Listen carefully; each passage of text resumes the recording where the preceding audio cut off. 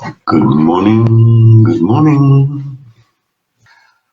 I sent you a couple of slides or a few slides, which I'll be doing that. Susie will send you a new set every day, ready for the next day. It's not that I'm intending to, walk you through the presentation one by one. It's not a presentation, but the slides are just there for you to be able to, well, during the session and also to be able to refer back to them afterwards. By the way, I find this really strange looking at myself in a mirror image, and I'm wearing my reading glasses. Otherwise, I won't be able to see all your comments coming through. In fact, I realize I'm missing a lot of them because I need to scroll down. Anyways, back to the slide set. I say it's not that I'm walking through a presentation here. What I want to do is to help you understand today, at least, some of the concepts of personal energy management. And then during the next 4 days, each one of those 4 days, I'll be concentrating on a different type of energy.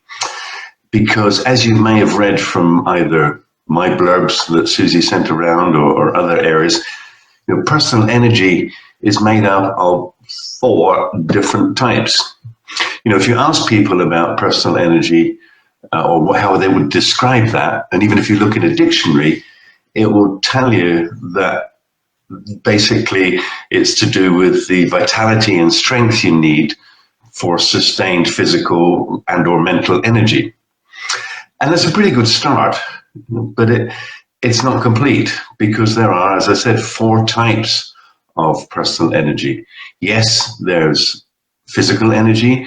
Yes, there's mental energy, but then there's emotional, and then there's also purpose energy. And all those 4 types, they combine together to give you your total energy picture. Each of the 4 types has a different emphasis, and the physical energy, that's always referring to the quantity of energy you feel. Whereas the emotional energy, that's very much concerned with the I'm sorry, I'm seeing these comments here and that's putting me off my words. Anyway, emotional energy is related to, it determines the quality of energy. And then we have mental energy. That's all to do with, of course, how you use this, your ability to focus and your ability to concentrate and use your mental faculties to the fullest power. And then we have purpose energy. And purpose energy is the key to determining the power you have, if you will, the impact you can have with all of your energies.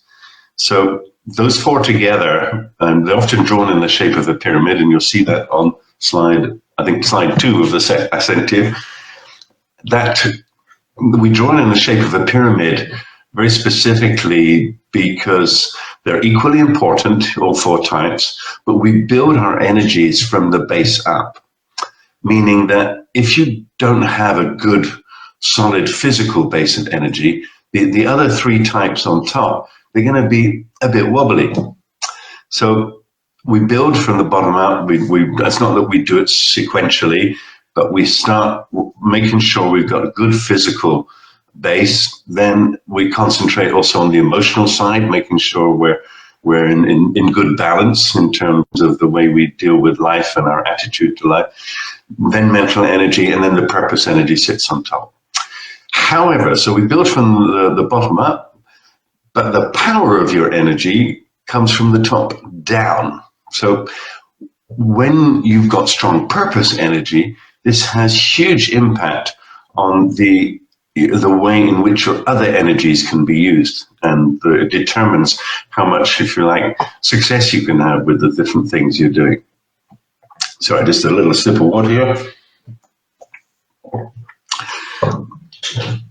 Now, the good news about personal energy and the good news about powering your life is your personal energy, it's renewable, it's rechargeable, it's really very green. You obviously got to do all sorts of things to help you maintain that and keep building upon your energy levels. But when you're working on doing different things that can help you to both maintain and boost these 4 types of energy levels. So you'll have all the energy in the world, all the energy you need to do all the wonderful things that you want to do. And that's why energy is so important. It's a very simple equation. The more energy you have, the more you can do in life. And it's not to say that we've constantly got to be doing. No, the whole purpose is to try and make sure that you can lead the life that you want to lead. Now, there's a slide that I put in your slide deck somewhere, I think it's slide number 4, and it's talking about the importance of energy renewal and these energy zones. So, as I often say to people, think about your smartphone. If you've got a smartphone, which I'm sure all of you do, then when you don't charge it, you use it and don't charge it on a regular basis, then it runs down and eventually it just stops working. And your mind and body are exactly the same. If you don't keep working on recharging your energy levels, then you start to, between quotes, slow down. Your performance goes down. The quality of the things you do potentially suffers. And slowly but surely, you don't necessarily grind to a halt, although sometimes that happens to people, but you become less productive, your performance is less, and so forth. So recharging energy is really crucial. But let me explain, if you've got the slides there in front of you, this energy zones. We've got these 4 energy zones, and the 4 zones, it's decided by or made up by the 2 axes. One talks about your level of energy, low or high, and one talks about the one axis is related to the type of whether it's negative or positive energy. So you end up with these 4 zones called the burnout, the survival, the performance, and the renewal zone. Now, most people, certainly in their working life, they are spending the vast majority of their time almost kind of split between the survival and performance zones. So what it means is when they're performing, they're doing the things often the things they like to do, they're feeling motivated, they're feeling positive indeed, as the picture describes, and they're kind of in the flow to a large degree. In the survival zone, they're often and primarily doing things they'd rather not be doing, and whether that's doing specific activities that they don't particularly like or they're not particularly good at, or whether they're sitting in meetings that they wish they were somewhere else, or any other type of thing. But then they have the energy, if you like. They feel they've got the quantity of energy, and to some degree the mental energy to do the things, but they're just not feeling good about it. So their emotional energy is on the low side. Now, when you're spending your time between the survival and the performance zones, you are certainly not performing to your max or unleashing the best of you. So the concept of trying to understand how you can better manage your time in these zones is that you should be looking to try and split as much of your time across the performance and renewal zones. Hopefully totally avoiding the burnout zones. Now, the concept of renewal, and there's a slide in your deck there that talks about the power of breaks. It's really that simple. We are not meant to be living life like a fast-paced marathon. And when I stand up in front of groups, that's often one of the questions I'll ask them. Say, so are you a marathon runner or a sprinter? And I'm not meaning about on the track. I'm referring to whether or not how they're leading their life, if you will. So the purpose of understanding the difference between a marathon runner and a sprinter in life is some people seem to lead their lives as though they're living a fast-paced marathon. They just keep going and going and going and going and going and going and going, in their work, at least. And that's not the way you should be living. It's why we have day and night. Why most of us, at least, unless we're alive and awake and fully active during the day, and then we sleep at night. It's why we have working weeks and weekends, whichever days of the week. It's why we work, and then have holidays. The way in which life and the pace in which life is best lived is really much more focused on the action rest principle. The idea is, in a working day, really 7 days a week, I would say, but certainly in a working day, you should be looking to be taking a break at least every 90 minutes, a 5 to 15 minute break. And, some might think, yeah, I do that. I put my feet up on the desk, or I go and get a cup of coffee and have a chat with a colleague or somebody around.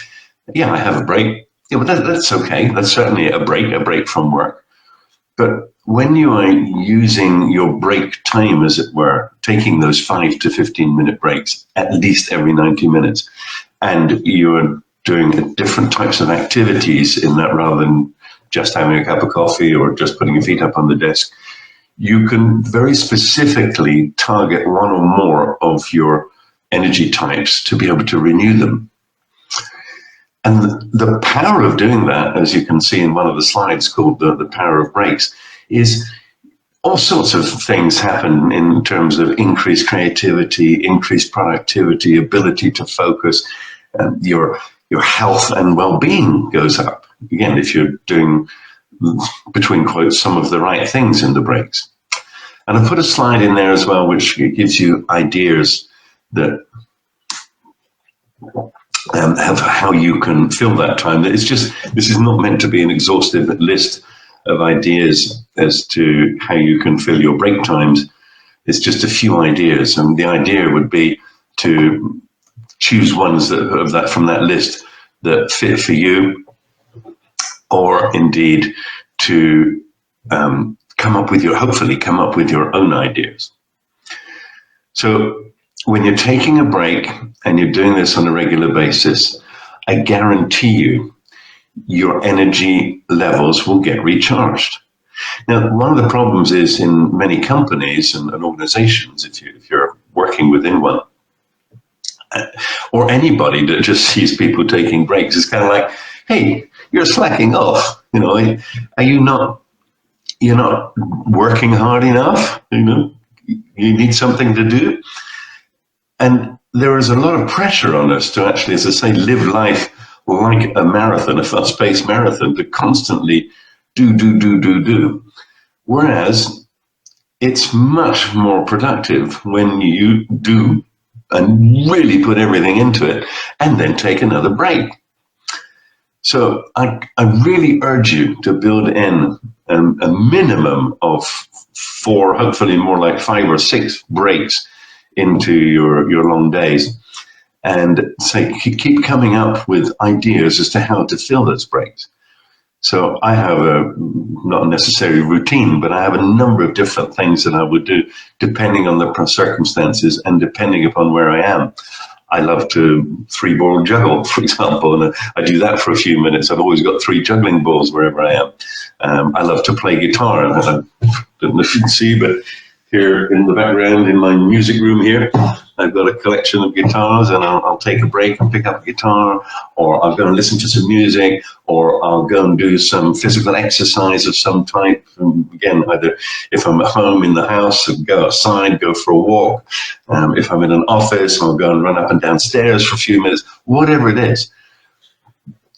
Keep doing this sort of stuff, and I guarantee you will find yourself much more highly energized across all the 4 types of energy during the day.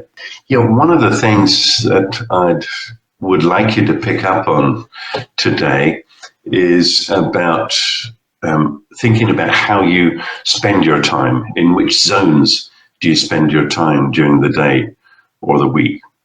And how many breaks do you take? And also look at these break ideas that I've given you and see which ones you could fit into your daily routine. Another energy action I've suggested for you is that to keep doing a check on your energy level, just your overall energy level that you feel during every day. Do this 4 or 5 or 6 times a day and log it. So on a scale of 1 to 10, what's your energy level at the moment? Well, as you can probably sense, my energy level's really high. And I love the opportunity to talk to people, even if I can't see them or hear them. But so my energy level at the moment, I'd probably put it about, I don't know, a 9.25 on a scale of 1 to 10. When I get off of this call and during the next short period of time, maybe for the next hour or so, they'll probably drop down again or whatever. I mean, just keep thinking about your energy level on this scale of 1 to 10, a number of times per day. And then each time reflect upon why the energy level has changed. What happened? If it went up, if it went down, what was it that changed? And how are these things that are happening during your day and your life affecting your energy levels?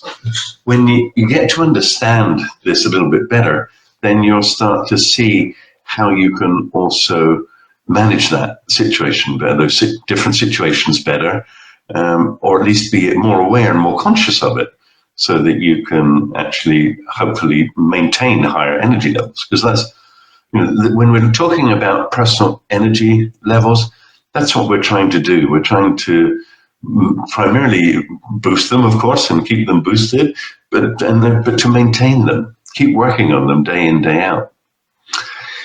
So people often say to me, and have done, I guess, throughout all of my life, "Oh, you're always so positive, Richard. Everything seems to be great in your life." And it's actually not true. Not everything is great in my life. Most things, and certainly the important things. But about this positivity is I actually work on it day in, day out. I don't know how you got out of bed this morning. I don't mean in terms of did you struggle to get up or did you want to stay under the sheets?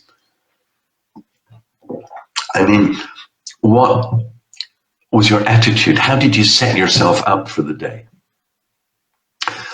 I have a standard routine, if you like, before I get out of bed. Every day, it's mainly there's one particular thought that I have always, which is, "Hey, Maddocks, this is going to be a great day. Remember, it's the only one you've got. Yesterday's gone and all the others. Tomorrow hopefully will come, but it's not here yet. So today's all you got." Now, I'm not then going to go out and live my life as if it was my last day, some form of reckless or other way. But this thought keeps coming back to me during the day. If I'm starting to get irritated, frustrated, if I'm busy with things that I'm not really enjoying, then this thought comes back to me, "Hey, this is your only day. Is this the way you're going to spend it?" So it's a reminder, or set myself up beginning of the day, and I keep referring back to that. And there's other ways that I do this. But my point is that all these things, it's not like hard work, but it's things that you never reach a certain level of any of your energy types that, okay, I'm there now. I can just carry on the way I am and everything will be hunky-dory. No, you've got to keep working on this stuff day in, day out.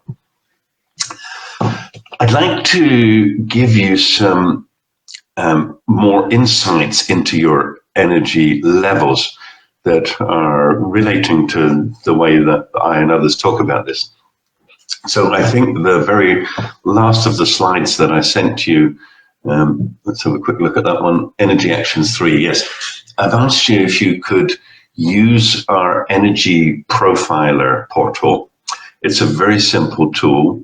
I've given you the website or the URL link in the slide there, and it's called myenergyprofiler.com.